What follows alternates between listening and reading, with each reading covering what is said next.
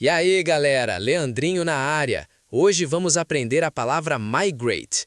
Sabe quando as pessoas se mudam para outros países por trabalho? Ou quando os pássaros voam para lugares mais quentes? Isso é migrate. Bora praticar. Migrate. Migrate. Migrate é o ato de se mover de uma região ou país para outro, geralmente para viver ou trabalhar. Animais também migram com as estações. Many people migrate to different countries. Many people migrate to different countries. My relatives are going to migrate instead of staying here. My relatives are going to migrate instead of staying here. People who are hired by Microsoft often migrate. People who are hired by Microsoft often migrate. Arrasaram!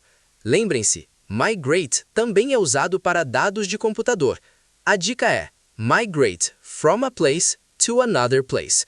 Continuem o bom trabalho!